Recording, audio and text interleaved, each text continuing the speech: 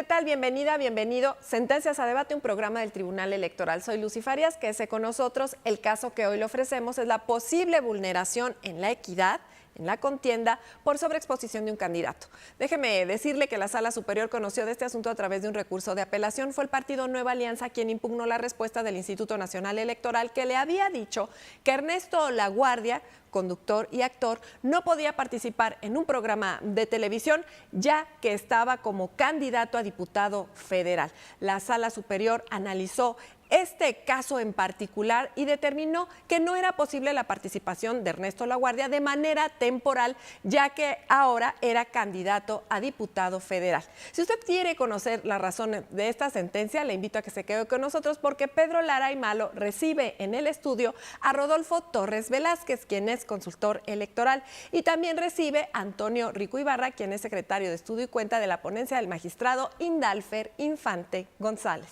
Yo soy Lucy Farias, le invito por favor a que se quede con nosotros.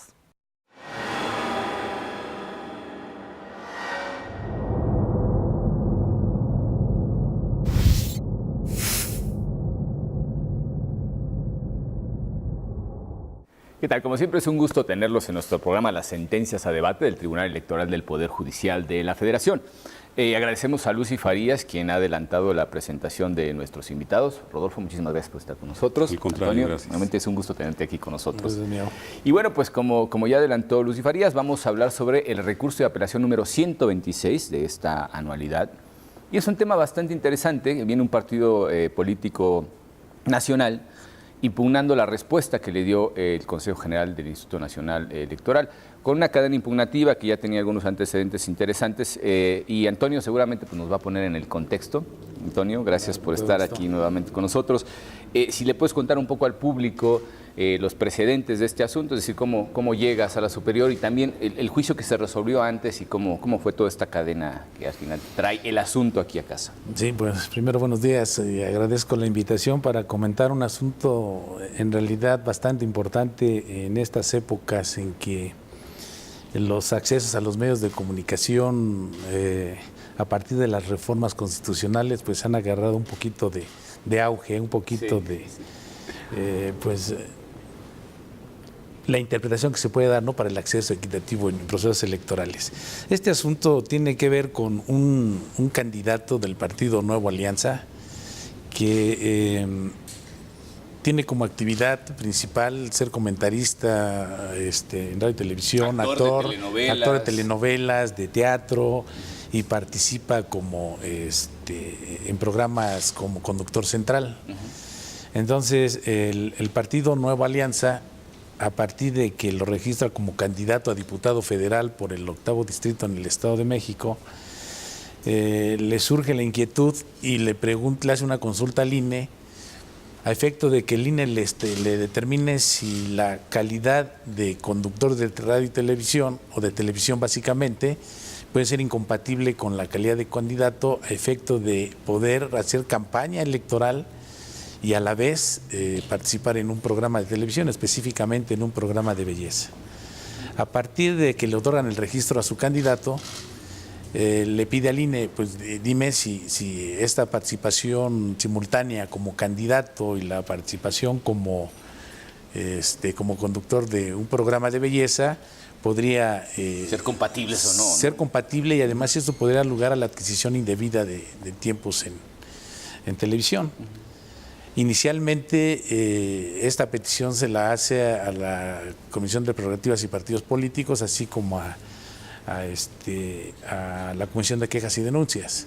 La contesta el director jurídico. Contra esa respuesta promueven su respectivo juicio, recurso de apelación. La sala conoce y llega a la conclusión de que la competencia para responder ese tipo de cuestionamientos es del Consejo General. Claro, entonces se remite al Consejo General, el Consejo General se pronuncia casi en términos similares al director jurídico y le dice en términos generales, de manera esencial, la calidad de conductor en un programa de televisión con el de candidato es incompatible y por lo tanto debe separarse temporalmente de esa actividad, sobre todo en el periodo de campañas electorales, con la finalidad de que no se rompa el principio de equidad en la contienda. Correctísimo. Contra esa respuesta, entonces el partido nuevamente se viene al recurso de apelación, del cual conoce la Sala Superior en este recurso de apelación.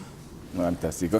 Digo, para aquellos que no han estado pendientes de las resoluciones de Sala Superior, estamos hablando de la candidatura de Nueva Alianza de Ernesto Laguardia, que es un actor muy, muy conocido, sobre todo de telenovelas.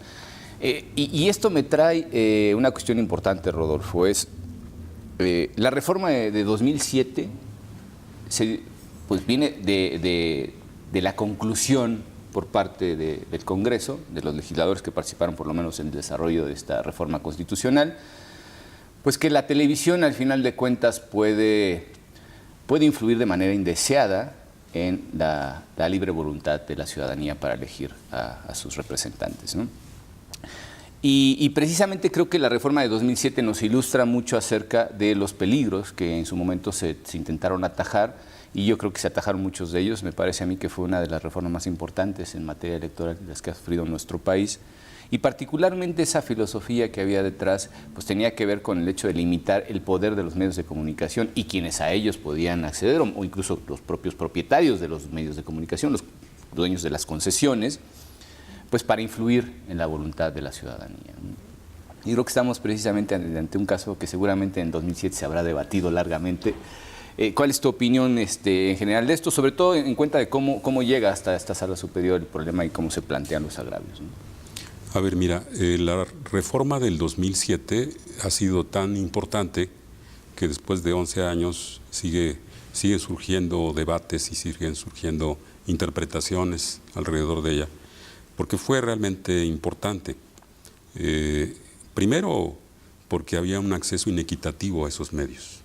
Y la reforma lo que busca es propiciar un acceso equitativo de los partidos y candidatos. La otra, establecer prohibiciones expresas para contratación indebida. Pero todo esto en el marco de que no se influya inapropiadamente en la equidad de la contienda. Ese es el marco, digamos, del tema.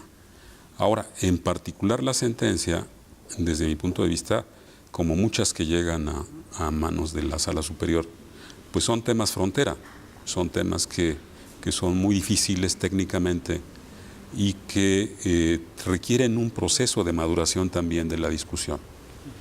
En el caso particular de esta sentencia, la resolución mayoritaria, digamos que se votó de manera mayoritaria, enfoca el asunto desde el punto de vista del modelo de comunicación política. Es un enfoque válido desde mi punto de vista. Sin embargo, a mí me preocupan consecuencias que tiene esta sentencia que pudieran ser no deseadas, que fueran no buscadas de origen, pero que yo identifico se pueden presentar. De eso hablaremos después. Pero desde luego el tema de la comunicación política es muy relevante para la equidad y creo que también ameritará, después de 11 años, una ponderación del Poder Legislativo para ver si ha cumplido efectivamente sus objetivos iniciales. Sí, las finalidades que se propusieron en este caso. Hay cuestiones perdón, muy interesantes, pero antes de pasar a ellas, sobre todo la parte más técnica del desarrollo legislativo de esa reforma, que creo que se hace un correlato bastante concreto respecto de los motivos de una reforma que fue precisamente de las más importantes en nuestro país. Pero básicamente, cuéntanos, Antonio, por favor, cuáles son los agravios, la manera en la que plantean al final de cuentas la vulneración de sus derechos a este partido político nacional, pues por la respuesta dada precisamente por el Consejo General y que de alguna manera pues limitaría, digámoslo así, de acuerdo a los planteamientos por lo menos del partido, los derechos de su candidato, ¿no? Específicamente, ¿qué agravios nos cuenta el partido político? Específicamente, son dos agravios de manera esencial. El primero es que en sus agravios se argumentó que se le estaba imponiendo un requisito inconstitucional e inconvencional en virtud de que esto afectaba a la labor que cotidianamente se dedica Ernesto Laguardia. En principio porque la separación implicaría que él dejara de ejercer la profesión de la cual obtiene sus ingresos para sus... De aquello que vive, digámoslo. De aquello que vive. Y el segundo planteamiento tiene que ver con el hecho de que para el partido hay un exceso en el ejercicio de la atribución del instituto, en el sentido de que hace interpretaciones de la ley a casos genéricos, que no hay todavía un caso concreto, ¿no? Como lo dicen en alguna parte del voto particular los magistrados que están en la minoría. Estos planteamientos son los que esencialmente se tocan o se llevan a cabo el análisis en el proyecto. Aquí hemos dicho, perdón la interrupción, Antonio, hemos dicho una cosa que creo que resulta a veces hasta excesológica, evidente, pero que es bueno retomarse cada cierto tiempo. Y es el hecho de que no se puede regular absolutamente todos los posibles, ¿no? Exacto. Es un principio básico del desarrollo legislativo. Además tenemos también otro elemento importante que también se trata en la propia sentencia, y es la cuestión relativa a los principios constitucionales. Es decir, la Constitución tiene principios y tiene normas, ¿no? Entonces las normas pues, son claras, y a partir de ahí pues, también las leyes desarrollan normas claras. Y el principio, por ejemplo, de reserva ley, por poner un caso, ¿no? Ha sido una de las constantes imputaciones en contra del instituto.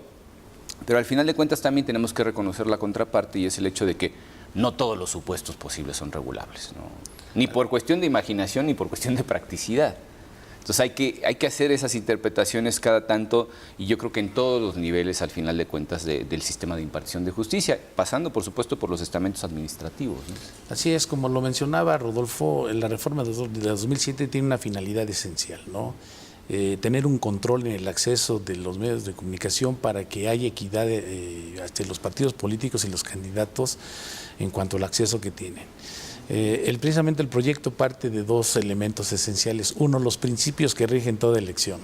Sabemos que hay el principio de legalidad, imparcialidad, objetividad, máxima publicidad, que esos están expresamente previstos como una atribución para el Instituto Federal Electoral, y además se aplican para los procesos electorales de acuerdo a lo que ha sostenido la Sala Superior de manera reiterada.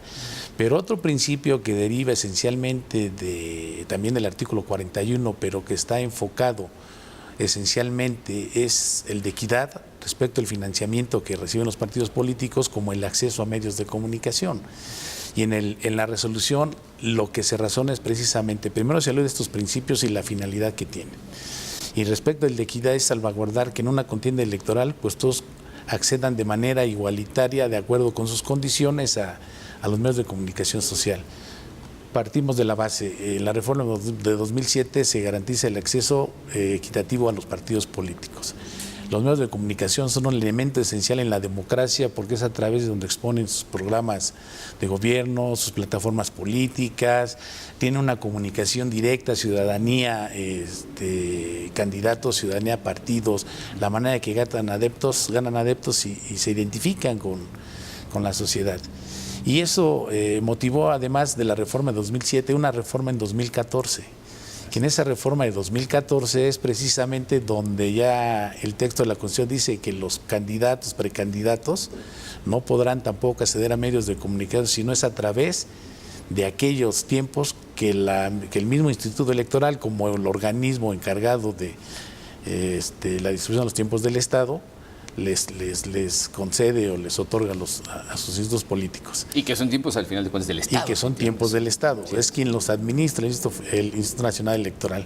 Entonces, por disposición constitucional y por disposición legal, los candidatos, precandidatos, solo tienen derecho a acceder a los tiempos del Estado, pero en los tiempos que se les otorga al partido político que los postula. Claro.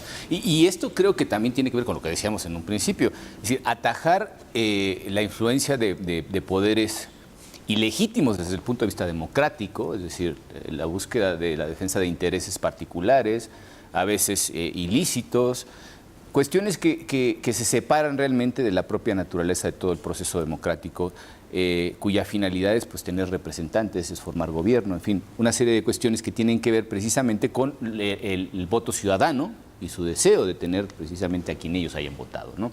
Y aquí estamos, pues, aquello que describe muy bien Sartori en Homo Videns, ¿no? El poder de los medios para poder determinar el destino de la política.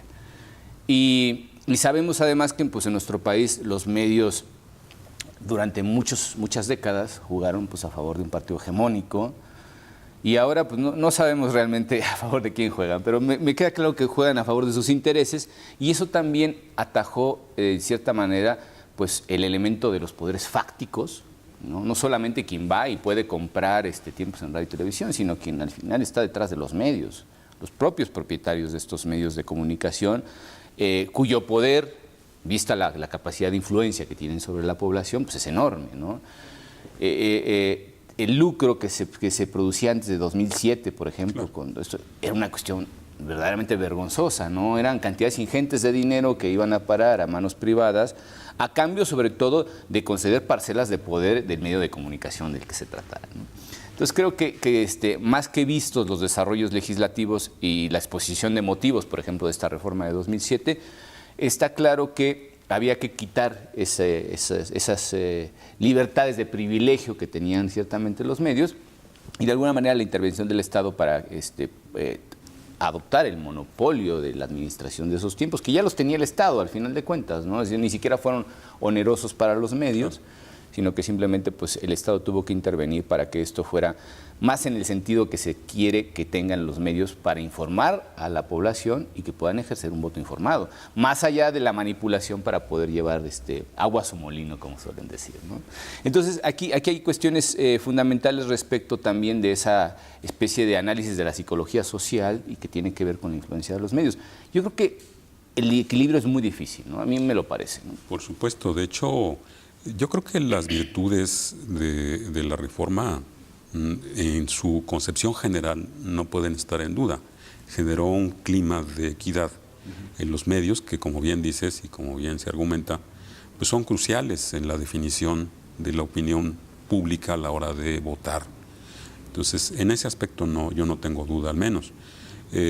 Creo que una reforma de esa magnitud traza, digamos, con grandes trazos el camino, pero a la hora de aterrizarlo es donde la autoridad jurisdiccional tiene que ir afinando el lápiz, digamos, es decir, cómo voy contorneando la aplicación de la norma de tal manera que no me resulte problemática su aplicación. ¿A qué me refiero con este problema que señalaba yo de las consecuencias?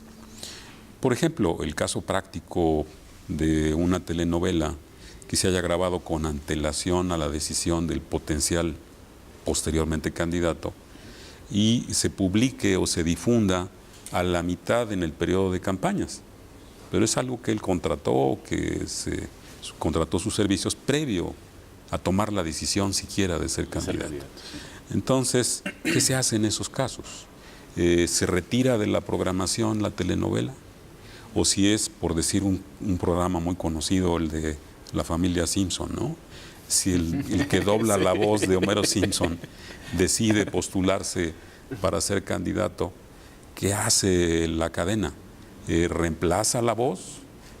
¿Quita los capítulos? ¿Es sujeto de sanción la cadena por no haberlos retirado? Es decir, hay una difusión inapropiada. Entonces genera riesgos o problemáticas que no fueron inicialmente esperadas, pero que van a resultar, por ejemplo, en el caso del fútbol, que reiteradamente nos transmiten los goles favoritos, pero de algunos que ahora son candidatos. Entonces estamos en un periodo de fútbol donde hay una enorme difusión. Y después de haber hecho gobierno también. Y después de haber hecho gobierno. Y además, ¿no? Pero que ya no es una contratación. O sea, ellos hicieron su función en su momento. Las cadenas explotan, contratan, tienen anunciantes. Entonces, ¿ahí qué se hace? Se le obliga al anunciante, es decir, incurre en responsabilidad la cadena frente al anunciante porque no responde. En fin, generan esa situación problemática. Perdón, Rodolfo, voy a ser de abogado del diablo, sí. Y bueno, nos tenemos que ir a un corte, pero adelanto una cosa. Uno de los agravios que se formulan es precisamente la vulneración al artículo 5º constitucional, es decir, el derecho a ejercer la libre profesión, ¿no? La que se elija mientras sea lícita. ¿Qué pasa, por ejemplo, en el caso de algunas restricciones? Voy a poner el ejemplo quizá más notorio, que es el de los clérigos, ¿no? se vulnera con las limitaciones de derechos político-electorales, se vulnera el derecho a la libre ocupación, por ejemplo, de quienes trabajan o viven de su trabajo en las iglesias. Es una pregunta. Y volvemos con ustedes en un momento. Muchas gracias.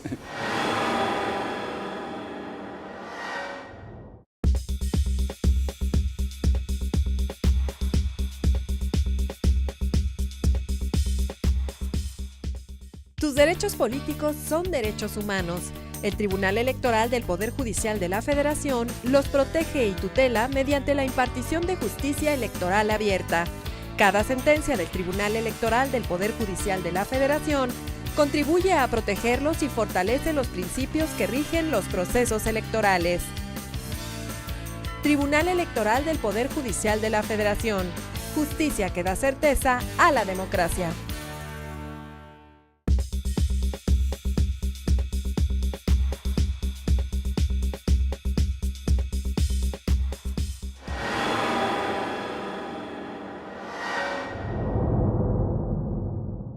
Bueno, pues ya estamos de regreso y adelantábamos una cuestión que era pues, ciertamente servir la polémica y equiparando, por ejemplo, las prohibiciones que tienen los miembros del ámbito castrense o al final de cuentas los miembros de las iglesias, pensando en que, tal y como lo señala el partido recurrente, pues hay una vulneración al derecho a el libre ejercicio de las profesiones, que es el artículo 5º de nuestra Constitución. Entonces, pensando en ello, yo diría, bueno, ¿por qué se ataja, en este caso, la participación política por ejemplo, de los curas, ¿no? Por poner el caso de la Iglesia Católica, ¿no? Por ciertas influencias que superan a la media de los ciudadanos en general, es decir, un cura tiene mucha más capacidad de influir sobre sus feligreses, que por lo general son numerosos, y realmente si ese tipo de restricciones pues obedecen a precauciones que las legitiman y que pues las convierten en proporcionales por ende, ¿no? Insisto, es hacer de abogado del diablo, pero pensar en que la televisión, desde el punto de vista, por ejemplo, de Sartori, que decíamos en el Homo Vides, pues es casi una figura divina, ¿no? Entonces, pues antes iban al oráculo, ahora encendemos el televisor, ya nos conectamos a internet, etcétera, etcétera. Pero en general los medios de comunicación y de momento con el marco legislativo que tenemos, hablando particularmente de la radio y la televisión, internet creo que va a ser muy difícil regularlo, pero bueno, hablando de la radio y la televisión, sabemos que se tienen como focos de influencia sumamente importantes, ¿no? Decisivos, diríamos nosotros, para determinar, por ejemplo, el sentido de una elección. ¿En qué medida se legitiman precisamente esas restricciones? Incluso entrando a la casuística, ¿no? Casos concretos en los que, pues como tú bien comentaste, podrían complicar el panorama. Yo creo que se van a tener que ir afinando cosas sobre la labor jurisdiccional. Es decir, cada caso nos va a traer seguramente algún pequeño ingrediente más a ir analizando, pues hasta que tengamos una normativa producto de la jurisprudencia, por ejemplo, o de los precedentes en general, capaz de ser aplicado a cada caso concreto. No sé cuál es tu opinión. Claro, mira, tocas un punto muy relevante y de hecho yo hubiera deseado que se abundara más en la sentencia en ese aspecto.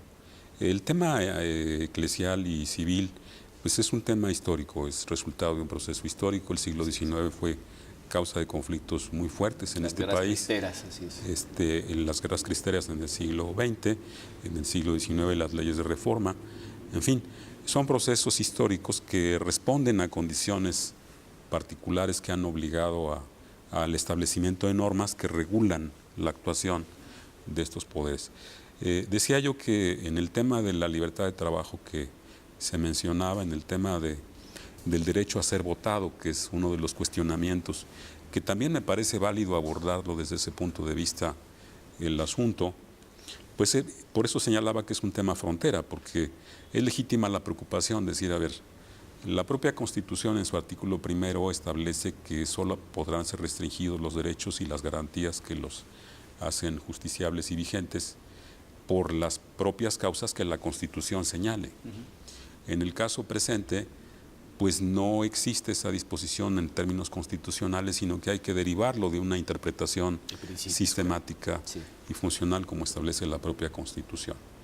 Y hay que apoyarse también en las resoluciones de la Suprema Corte, que también habla de cómo puede limitarse o en qué condiciones puede limitarse el ejercicio libre del trabajo. Y el marco convencional, que en los últimos años ha arrojado mucha luz sobre eso. Exacto, de hecho en términos de convencionalidad, en términos de interpretación conforme, en términos de control, decías tú bien, de convencionalidad, son cuestiones que a mí me hubiera gustado que la sentencia abordara por las consecuencias que tiene.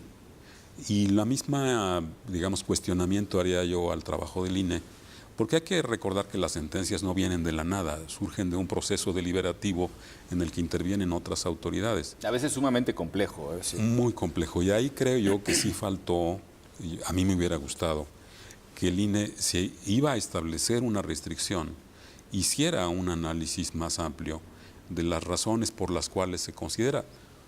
Yo digo, a lo mejor de la discusión que se lleve en los próximos meses o para casos subsecuentes, se llega a la conclusión de que sí hay que restringirlo.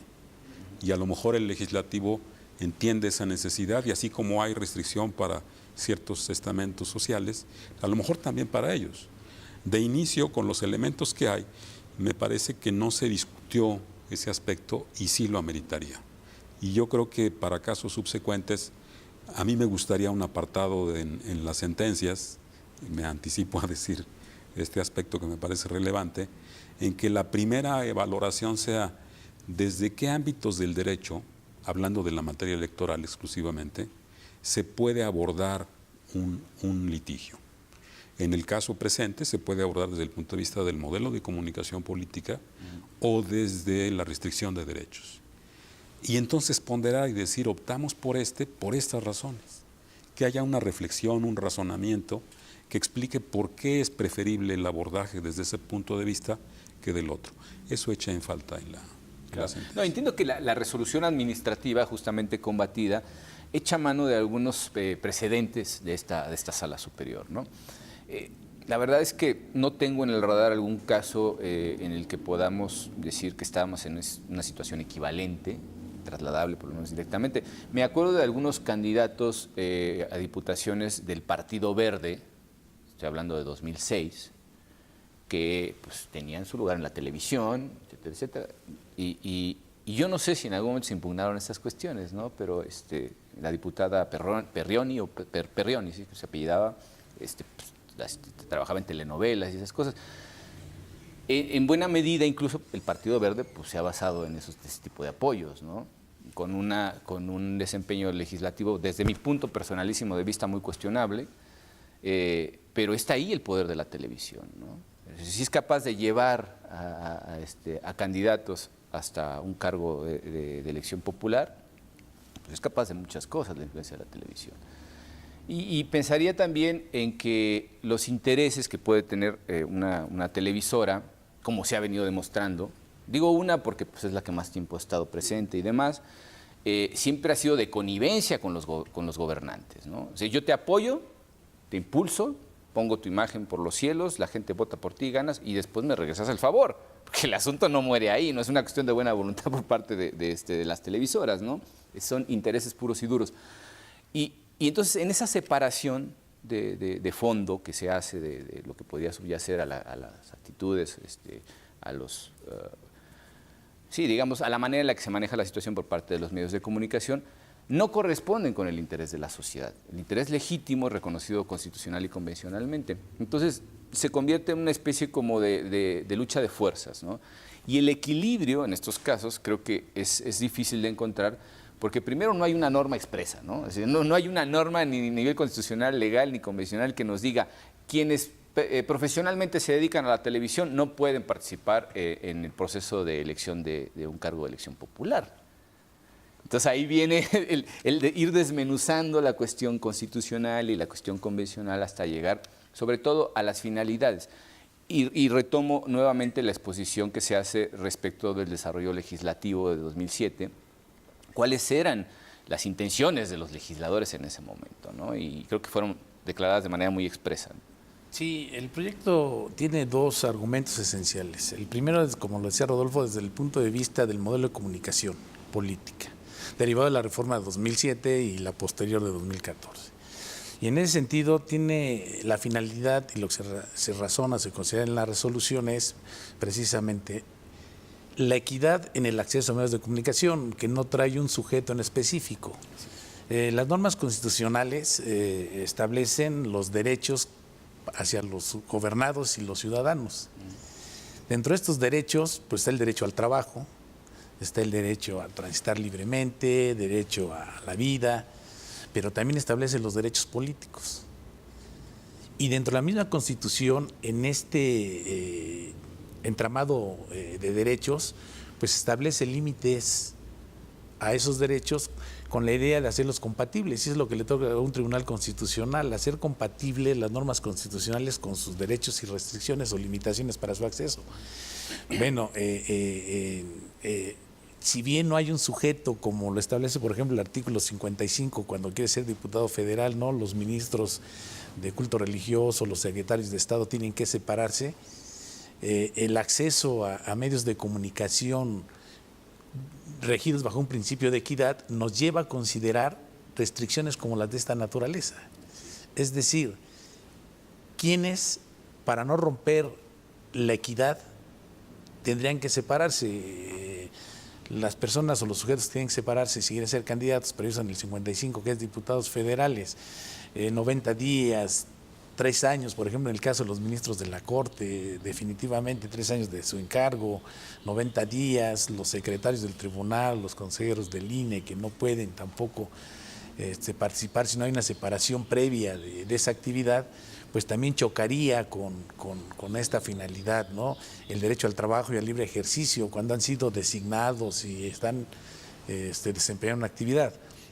Aquí hay una cosa muy importante, y creo que se dice de manera expresa: si las reglas se conocen previamente, digo, quizá no en el detalle, por eso se formuló la consulta, ¿no? De alguna forma, pero también sabiendo que quienes tienen una capacidad de influir mayor que la media, ya están precisamente rompiendo esa equidad, ¿no? Así es. Entonces, el Constituyente Permanente estimó que estos sujetos en determinadas actividades o en determinada función pública pudieran romper con la equidad, pues estableció de manera clara.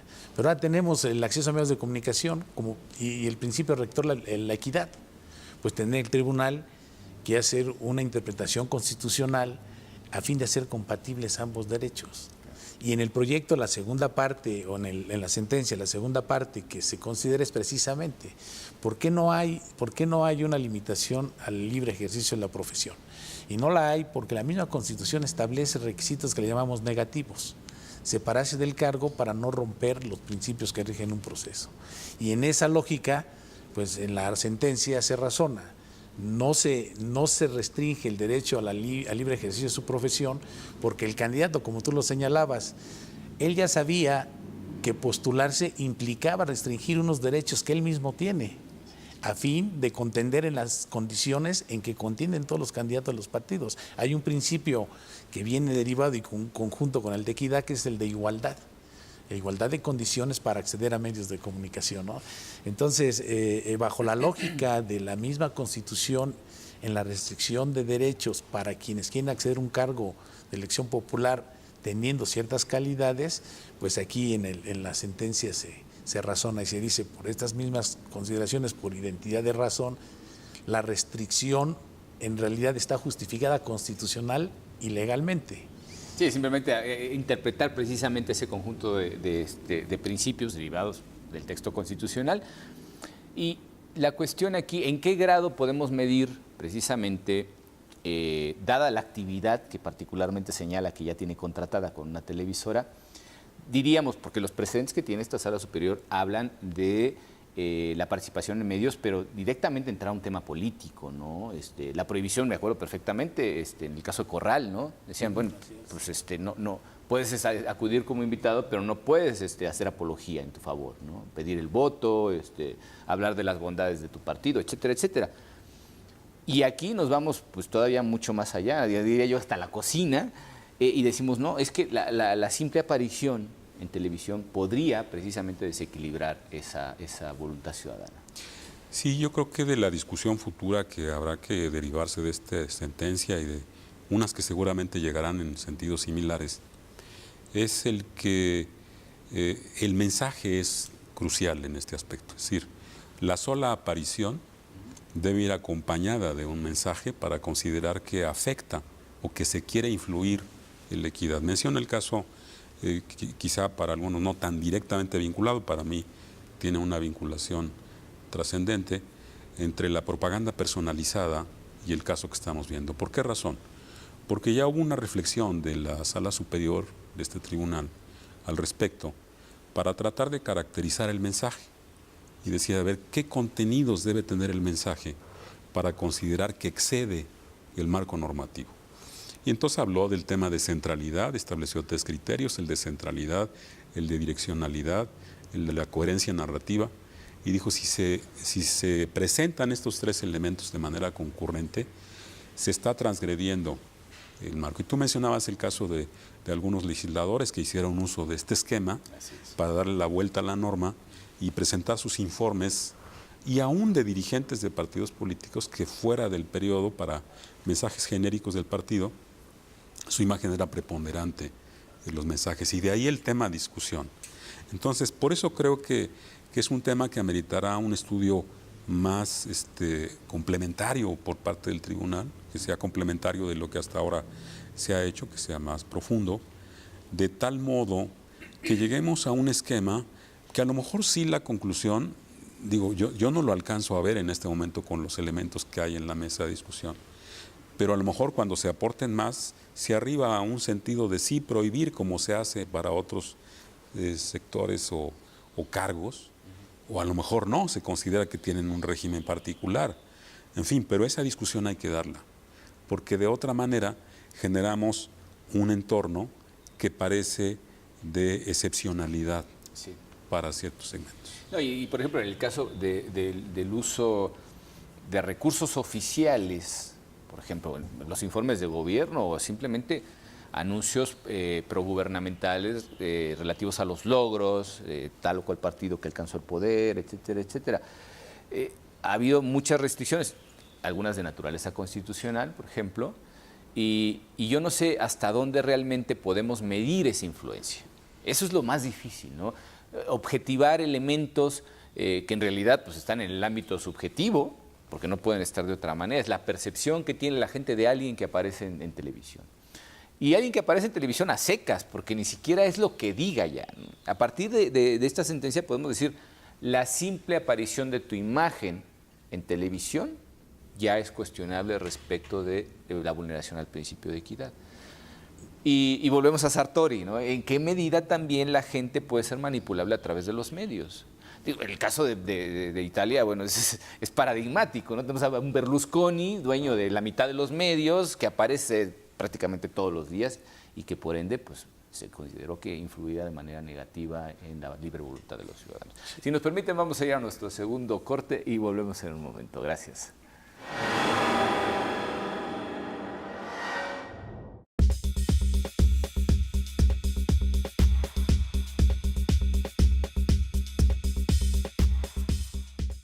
La Sala Superior del Tribunal Electoral del Poder Judicial de la Federación sesiona públicamente a la luz de los principios de máxima publicidad y transparencia para garantizar certeza y legalidad en los procesos electorales. Acompáñenos cada semana en directo desde el Pleno de la Sala Superior para conocer las resoluciones de las y los magistrados del máximo órgano de justicia electoral en nuestro país. Sesión pública de resolución de la Sala Superior del Tribunal Electoral. Tribunal Electoral del Poder Judicial de la Federación. Justicia que da certeza a la democracia.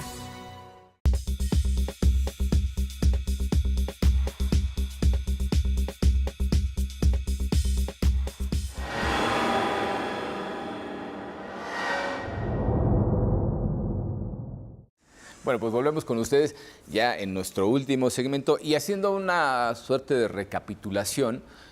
Veamos cosas que son fundamentales para entender esto, ¿no? Esto deviene de una consulta que hace un partido político nacional porque tiene un candidato a diputado federal que se dedica pues, a hacer telenovelas, a participar como conductor de televisión, etcétera, etcétera. El actor tiene pues, un reconocimiento a nivel nacional indiscutible, sin duda, ¿no? Y probablemente hasta a nivel internacional, ya saben que exportamos telenovelas, es una de las cosas que exporta este país. En Japón las ven yo creo que de una manera muy diferente a nosotros, pero finalmente les gustará y allá están. Entonces, la cuestión es que el Instituto Nacional Electoral, a través del Consejo General, por orden precisamente de esta Sala Superior, del recurso de apelación que se resolvió anteriormente, le contesta: efectivamente, no sé si haya, como bien formuló Rodolfo, se ahonda demasiado en las razones o simple y llanamente se responde al cuestionario, porque es literalmente lo que le entregan a la autoridad administrativa, un cuestionario, y sin mayores elementos para resolver la consulta formulada, las preguntas que contiene esa consulta, pues se le dice: mira, es incompatible el cargo, te tienes que separar por lo menos de manera temporal, y es justamente con lo que viene. La cuestión de la vulneración del derecho al ejercicio de la libre profesión, vemos que tiene unos matices que no parecen quedar muy claros, hablando, por ejemplo, de las restricciones del ámbito castrense o clerical, por la influencia que tienen. Y decíamos hace un momento, fuera de cámara, que es imposible medir objetivamente algo que es un proceso subjetivo, es decir, la influencia que pueden tener los medios sobre la conciencia del votante y de alguna manera torcer esa voluntad, llevarla manipuladamente hasta donde ellos quieran. Y bueno, pues como ustedes podrán inferir, lo que se le está diciendo precisamente a este partido político nacional es que el instituto razonó correctamente. Se añaden algunas cosas. Cuéntanos un poco cuál es el razonamiento precisamente para decir: efectivamente no es compatible el cargo, la intención de contender para el cargo con la profesión, en este caso del candidato a diputado. Sí, en principio me gustaría señalar que la sentencia también deja en claro que caso por caso se va a tener que examinar el alcance de esta, sí, lo que señalaba Rodolfo, de esa restricción, precisamente por la inquietud como la que tiene Rodolfo y que también aquí en la sala existe, es en qué casos se va a limitar y en qué medida se tiene que limitar. Este caso fue muy concreto, fue participar a futuro en un programa de concurso de belleza. Un concurso de belleza, eso también, digo, perdón, y esto sí es una opinión totalmente personal. Para mí los concursos de belleza ya caen en la categoría de lo que no solamente está denostado, sino que además puede de alguna manera vulnerar derechos. Yo así lo veo ya. Cada uno lucrará mientras la ley se lo permita como pueda. Pero sí, los concursos de belleza, me imagino, pues es un concurso de belleza de mujeres. No creo que Ernesto Laguardia esté en un concurso de belleza para hombres, pero el caso es que al final de cuentas también pues pertenecen a cierta época y cierta mentalidad colectiva que pues, creo que deberíamos de ir erradicando, ¿no? Al margen de eso, perdón, es una apostilla, al margen no tiene nada que ver con lo que se está resolviendo jurídicamente aquí. Sí, luego ya analizamos los concursos de belleza. Sí. En algún momento a lo mejor tenemos que resolver algo relativo a eso y bueno. Y aquí el argumento central es, hay una sobreexposición, que ha sido un criterio que ha venido manejando el tribunal, sí. La sobreexposición con independencia de la naturaleza del programa. Se debe seguir reflexionando, ver los matices, si, como decían, si ya grabó con anterioridad, se va a ordenar la suspensión o no la suspensión. En este momento no fue objeto de análisis. El instituto se basa esencialmente para contestar a la consulta en los criterios del tribunal. No hizo en adición alguna consideración o algún argumento que haya vertido a los que ha vertido el tribunal. Le dice, de acuerdo con lo que ha sostenido el tribunal, es incompatible el cargo de candidato con el de conductor de televisión. En virtud de esa sobreexposición, sobre todo, que eso es importante aclarar, ¿no? En virtud de esa sobreexposición que se puede generar, estar participando en tiempos no asignados por el Estado, y no asignados por el Estado al partido político. Entonces, aquí la esencia del proyecto es lo que subyace, la equidad. ¿La equidad para qué? Para que todos se contiendan en igualdad de condiciones según tiempos del partido. Y quisiera anotar algo, no está en la sentencia, pero este principio de equidad ha agarrado tal importancia que, por ejemplo, existe un monitoreo en medios de comunicación que tiene que llevar en línea de manera alternada en programas de televisión, en entrevistas, en radio, que precisamente esto ha ido orientando, no solamente desde el legislador, porque el legislador es el que estableció este requisito para este acceso, sino que se genera, yo no creo que tanto sea por la influencia que pueden tener, porque precisamente el ir a un programa de televisión en los tiempos del Estado en campaña es precisamente dar a conocer cuáles son las políticas públicas que va a desarrollar en caso de llegar al cargo público. Sí. Me parece que lo que la norma está protegiendo es, y lo que sea en la sentencia es, no accedas más tiempo que el te corresponde. Y que los demás. Y así como todos van a estar 10 minutos o 15 minutos o 20 minutos, pues en eso es pon todo lo que quieras. No tienes un límite porque estamos en un proceso de campaña. Pero si accedes tú 3 horas y los otros acceden 10 minutos, pues hay una inequidad, porque entonces tiene más tiempo de comunicación directo con la sociedad. Y esto es en esencia lo que la sentencia está señalando en la resolución. En el voto minoritario, bueno, parece ser que se hace un análisis más o tratan de, todavía queda la duda de si se afecta el derecho al trabajo previsto en el artículo sí, sobre todo, de la Constitución. porque lo que dice el partido, y creo que en cierto modo es algo importante a tener en cuenta, dicen, es que el candidato de eso vive, ¿no? Claro. Y aquí esto complica las cosas desde un punto de vista de derechos humanos, porque uno pensaría, bueno, pues sí, efectivamente, durante 3 meses no va a tener ingresos. Creo que en el caso del teatro no habría problema. No habría problema, estamos hablando exclusivamente de radio y de televisión, pero sí, es un tema complicado. Y creo que de alguna manera también el voto particular de los 2 magistrados disidentes aborda ciertamente eso. ¿Qué opinión te merece precisamente el planteamiento del voto particular que se hace respecto de este asunto? Mira, yo creo que el voto particular enriquece la discusión, porque trata la otra vertiente. Podemos estar de acuerdo o no con el razonamiento de la mayoría o con el de la minoría, pero los dos son abordajes válidos del asunto, desde el punto de vista de derechos fundamentales y desde el punto de vista de la comunicación política. Ahora, los bienes más preciados, hay muchos, pero los bienes más preciados son efectivamente la equidad y la libertad que tiene el votante para hacer su elección de conformidad con su racionalidad, con su deseo, con su interés. Y creo que en eso se ha hecho mucho en términos de la norma y ha hecho mucho la autoridad para preservar esos principios y hay que seguirlo haciendo. O sea, no es una llamada que no hemos hecho algo al respecto. Más bien es cuidemos que los efectos, que las consecuencias, hagamos un análisis de consecuencias que nos permita dimensionar nuestras acciones. ¿Por qué?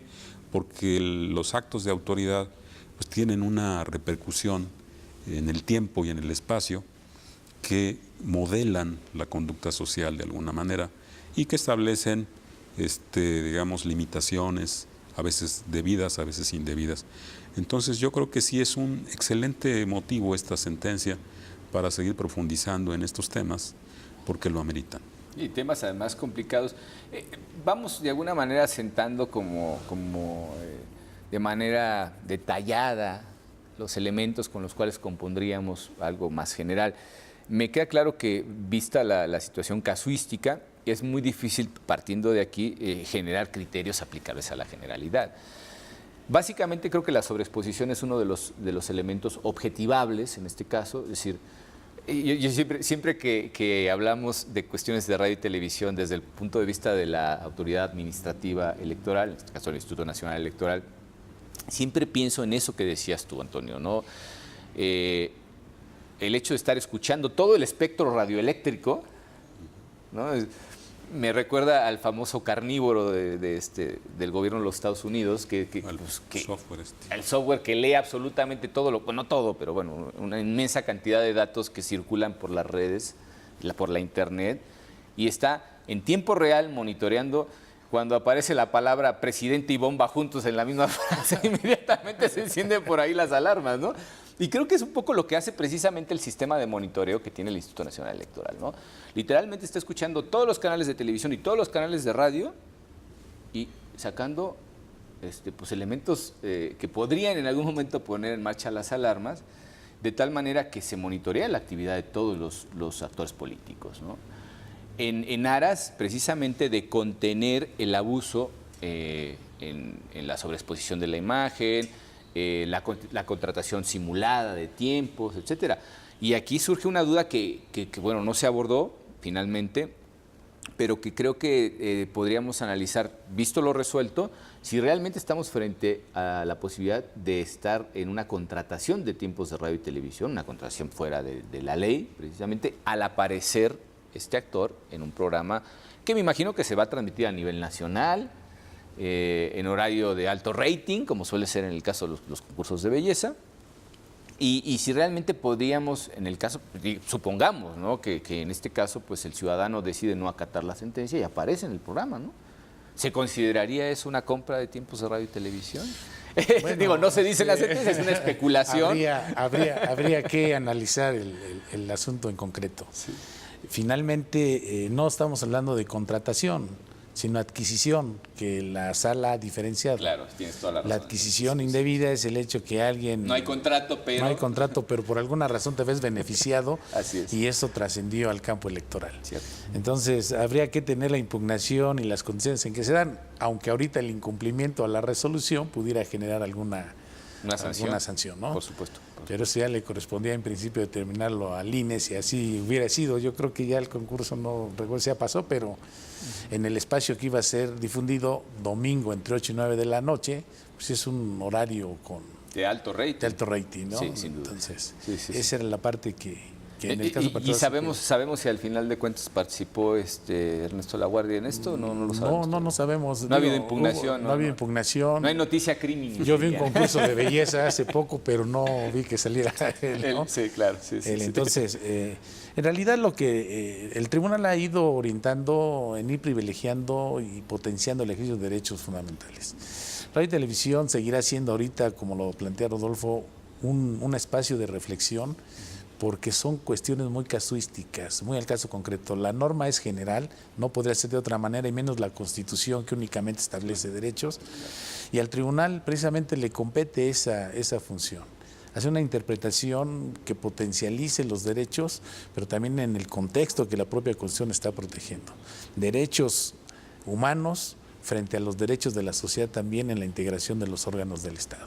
Y para eso ciertas reglas para que sea una elección auténtica, sea una elección libre, y entonces pues no haya al final deslegitimidad de los gobernantes, ¿no? Como ha sucedido en algunas elecciones. Cierto. Hoy por hoy tenemos que garantizar que quien acceda al poder se acceda con el apoyo ciudadano, porque solamente de esa manera pues hay gobernabilidad en términos estrictos, ¿no? Y aún así, aún así tenemos algunas reservas respecto a los resultados de gobernabilidad, aun cuando las elecciones hayan sido auténticas y democráticas. Ya a manera de colofón, porque bueno, pues el tiempo se nos agota, ¿cuál sería en este caso tu perspectiva para un caso como este y los que pudieran venir? Digo, ya estamos muy cerca de que acabe todo este proceso de las campañas, estamos muy cerca ya de la jornada electoral. Pero bueno, pues básicamente si estas cuestiones funcionan como deben de funcionar, creo que están separando lo que decíamos en un principio, los poderes fácticos de la verdadera voluntad ciudadana, si es que tal cosa existe, porque insisto, la influencia de los medios es tremenda y es generadora precisamente de convicciones en el ámbito político electoral. No es que uno cambie de parecer, sino muchas veces forma un parecer a través de la información que recibe de los medios, sin tener ningún tipo de precedente anterior, ¿no? Lo vemos con candidatos relativamente nuevos, la mayoría ya tienen mucho tiempo en el escenario político, pero vemos con candidatos nuevos. Pienso en los independientes, sobre todo, y hemos visto el resultado, por ejemplo, en el caso de Jalisco con Kumamoto, que han sido tremendos, ¿no? Han tenido un éxito bárbaro, sin estar realmente presentes, por ejemplo, en la radio y la televisión, que eso también es una cuestión muy importante a tener en cuenta. Ahora parece que las redes sociales van a ser el ring, ¿no? Donde realmente se van a dar la lucha político-electoral, los candidatos y los partidos. Pero viendo todo esto, y sobre todo la evolución de los medios de comunicación, ¿para dónde iría esto, no? Probablemente ya en las próximas elecciones ya ni vamos a ver estos temas porque todo va a ser a través de las redes sociales, etcétera. Ese va a ser el meollo, pero no lo sé. ¿Cuál es tu opinión? Sí, desde luego ha evolucionado tanto la tecnología como el tipo de difusión. Ahora es descentralizada. Antes era centralizada, un emisor, varios, los demás escuchamos y vemos. Pero ahora con las redes sociales todos somos parte de ese diálogo, de esa interacción. Entonces el modelo cambió y no le veo reversa. Es decir, va a profundizarse esa interacción descentralizada. Pero también ha evolucionado el grado de exigencia por esa misma razón de la ciudadanía. Y ha aumentado la exigencia hacia las instituciones. Y las instituciones tienen que no solamente actuar, decía yo, con un análisis de consecuencias para fortalecer su responsabilidad, también una labor pedagógica de explicación de sus decisiones, de tal manera que sean comprensibles las razones, que alguien puede seguir cuestionando, es muy válido, Sí, por supuesto. pero lo importante es que se vea que no ha sido un ejercicio caprichoso, sino que ha sido un ejercicio reflexivo, que puede no compartirse, pero ha actuado con responsabilidad la autoridad. Yo vislumbro ese futuro y por eso mis observaciones van en el sentido de que pues, la autoridad tiene un enorme reto, todas las autoridades, tanto administrativa como jurisdiccional, para que sus resoluciones sean cada vez más pertinentes, mejor explicadas y más sólidas. Ciertamente. No, y digo, al final de cuentas, como bien dices, vamos a sumar pedacitos de experiencia para conseguir. Me comentan que Brandon Peniche fue quien condujo el programa. Así que sabemos que Ernesto Laguardia no participó en ese programa. Qué bueno. Digo qué bueno porque al final de cuentas pues se respetan, se acatan las sentencias emitidas por este tribunal, lo cual también habla pues de ciertamente una conciencia ciudadana, ¿no? Seguramente habrá sido un sacrificio para el señor Laguardia el haber dejado de percibir ingresos durante este tiempo, pero es parte, digamos, del compromiso que se hace tanto constitucional como legalmente con aquellos requisitos que ya no restricciones, sino simplemente pues, requisitos para poder contender en esas condiciones de equidad y de igualdad con el resto de los candidatos. Y bueno, pues no resta más que agradecerles el habernos acompañado en este programa y sobre todo a ustedes que están del otro lado de la pantalla. Los invitamos, por supuesto, a nuestra próxima emisión de Sentencias a Debate. Muchísimas gracias y hasta pronto.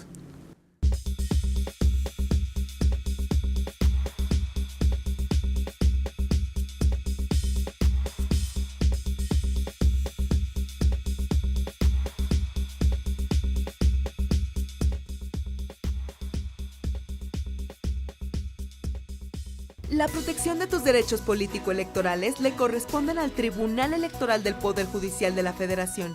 Sus sentencias salvaguardan cada etapa del proceso electoral. Proteger tu decisión en la urna y resolver los conflictos electorales es precisamente la función primordial del Tribunal Electoral del Poder Judicial de la Federación. Tribunal Electoral del Poder Judicial de la Federación. Justicia que da certeza a la democracia.